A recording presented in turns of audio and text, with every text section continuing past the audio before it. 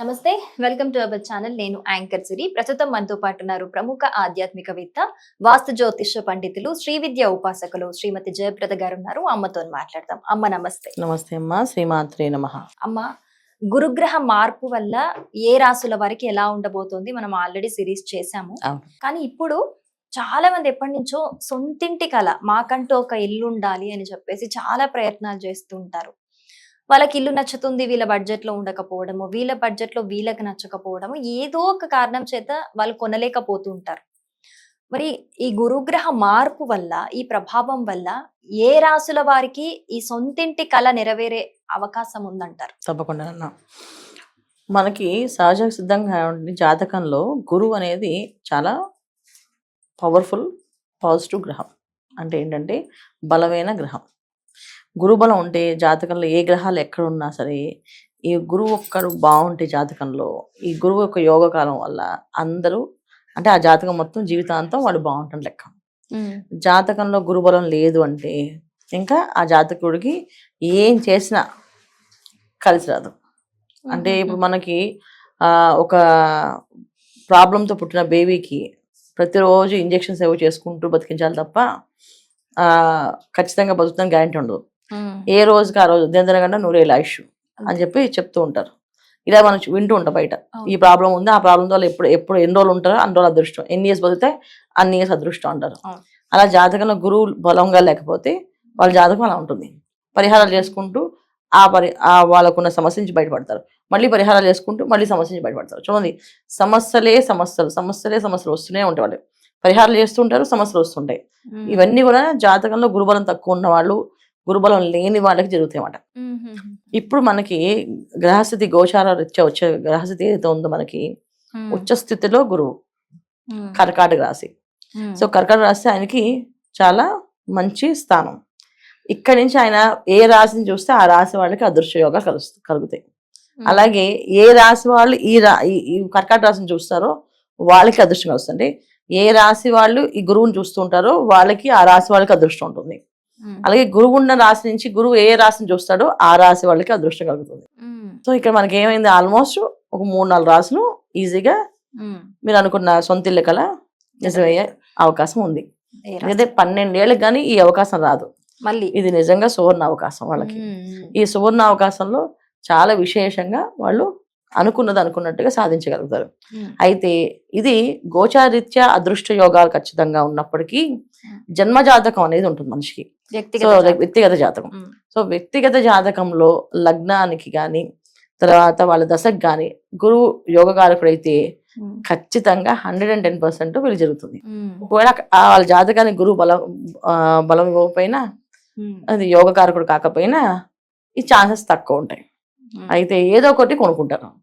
ఇల్లే కడతారో, పొలమే కొంటారో, స్థలమే కొంటారో, ఏదో ప్రాపర్టీస్కి అయితే ఖచ్చితంగా కొనే అవకాశం ఉంటుంది వీళ్ళకి. ఎందుకంటే గోచార రీత్యా జరిగే ఏవైతే ఉన్నాయో 100% జరుగుతాయి. దాంట్లో మొట్టమొదటిగా మనం చూసుకుంటే మీనరాశి వాళ్ళు కొనుక్కుంటారు. సో మీనరాశి వాళ్ళకి యోగం అనేది చాలా బ్రహ్మాండంగా ఉంది. వాళ్ళకి ఏలినాటి ప్రభావం నడుస్తుంది.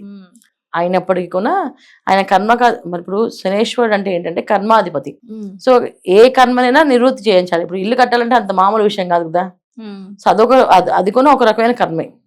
ఒక వివాహం చేయాలంటే అంత మామూలు విషయం కాదు కదా. అది కూడా ఒక కర్మ కిందకి వస్తుంది. సో మంచి కర్మలు, పాప కర్మలు, 2 కర్మలు కర్మ కింద వస్తుంది. అంటే పని చేసేదాన్ని కర్మ కింద చేస్తారన్నమాట. సో ఖచ్చితంగా వీళ్ళకి మీనరాశి వాళ్ళకి ఇల్లు కట్టుకునే అవకాశం ఉంది, లేదా స్థలం కొనుక్కునే అవకాశం ఉంది, లేదా పొలం కొనుక్కునే అవకాశం ఉంది. ఏదో ఒక ప్రాపర్టీని వీళ్ళ పేరున వచ్చే అవకాశం మీనరాశి వాళ్ళకి శుభ్రంగా ఉంది కొన్ని రెమెడీస్ చేసుకుంటే. నెక్స్ట్ రాశి ఎవరైతే ఉన్నారో వాళ్ళు వృశ్చిక రాశి వాళ్ళు. వృశ్చిక రాశి వాళ్ళు, ఈ వృశ్చిక రాశి వాళ్ళకు చాలా అదృశ్య యోగం ఖచ్చితంగా ఉంది. ఇల్లు కొనుక్కోవడం, లేదా ప్రాపర్టీస్ వీళ్ళ పేరున మారడం కానీ, షిఫ్ట్ అవడం కానీ. అంటే చాలా మంది చిరాస్తులు ఉంటాయి కదా. తర్వాత ఎన్నో రోజుల నుంచి కోర్టులో కేసులు ఉంటుంటాయి. ఆ కోర్టులో కేసులు వీళ్ళ మీదకి వస్తుందా, వీళ్ళకి అనుకూలంగా తీర్పు వస్తుందా రాదా అనేది నడుస్తూ ఉంటుంది. అలాంటి నుంచి బయటపడే అవకాశం వృశ్చిక రాశి వాళ్ళకు ఖచ్చితంగా ఉంది. సో వీళ్ళు కూడా ప్రాపర్టీస్ కొనుక్కునే అవకాశం 110% ఉంటుంది. ఇంకా మనం తీసుకుంటే కన్యా రాశి వాళ్ళు తీసుకోవచ్చు. వాళ్ళకున్న అవకాశం 100% ఉంది. వీళ్ళు కూడా తీసుకోవచ్చు. ఎంత వీళ్ళకి ఏది కావాలంటే అది వీళ్ళు ఎప్పటి నుంచో ఏదో చూస్తున్నప్పుడు జరుగుతుంది. కాకపోతే అందరూ కూడా చిన్న చిన్న పరిహారాలు చేసుకోవాలి, చేసుకుంటే అవుతుంది. ఇప్పుడు గురువు గ్రహం అనేది చాలా పెద్ద గ్రహం, పెద్ద ప్లానెట్. సో గురువు గారి దగ్గరికి వెళ్ళినప్పుడు మనం ఏం చేస్తాం, జనరల్ గా మనకు తెలిసిన గురువు గారి దగ్గరికి వెళ్ళాలంటే మనం ఏం చేస్తాం, చాలా పద్ధతిగా ఏదో పట్టుకెళ్తాం కదా, పట్టుకెళ్ళి వాళ్ళకి ఏది ఇష్టమో ఏవో అది పళ్ళు తీసుకెళ్ళి, స్వీట్స్. పెద్దవాళ్ళ దగ్గరికి వెళ్ళినప్పుడు ఏదో పట్టుకెళ్తాం, అంతే ఉచితం కదా. వెళ్ళాం కదా. అలాగా వాళ్ళకి నచ్చినవి తీసుకెళ్ళి. నచ్చినవి ఏదో కొంతమంది నచ్చింది తీసుకెళ్తాం, లేకపోతే నచ్చినవి తీసుకెళ్లే పరిస్థితి లేనప్పుడు పళ్ళు ఏమన్నా ఏదో ఒకటి తీసుకెళ్ళాలి, అలా ఉచితంతో వెళ్ళకూడదు. అలాగా మీనరాశి వాళ్ళు, వృశ్చిక రాశి వాళ్ళు, కన్యా రాశి వాళ్ళు ఖచ్చితంగా వాళ్ళకి గురుగ్రహం అనుగ్రహం కోసం వాళ్ళు కొన్ని పరిహారాలు చేసుకోవాలి. మీనరాశి, వృశ్చిక రాశి, కన్యా రాశి వీళ్ళు ముగ్గురు ఏంటంటే ప్రతి గురువారం కాస్త అంత అన్నదానం చేయాలి. అన్నదానం చేస్తే 100% మీరు అనుకున్నది జరుగుతుంది.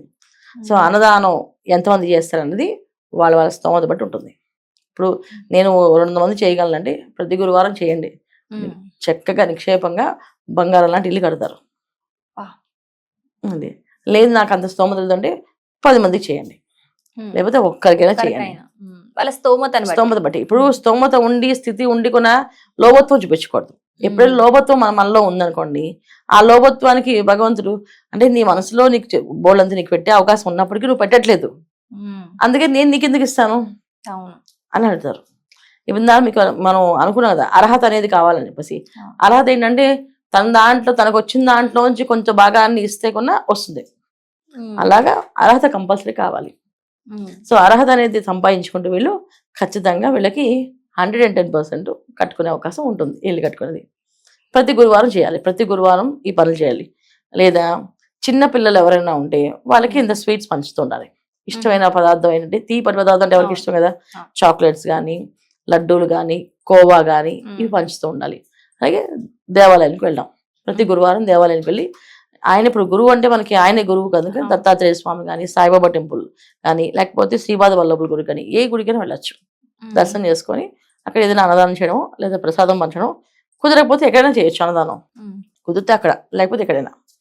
ఇలా ప్రతి గురువారం చేస్తూ ఉంటే ఈ సంవత్సర కాలంలో వీళ్ళు ఖచ్చితంగా 101% కట్టగలరు. చాలా చక్కటి రెమెడీ చెప్పారమ్మా. Thank you so much. నమస్తే అమ్మా, శ్రీమాత్రే నమః.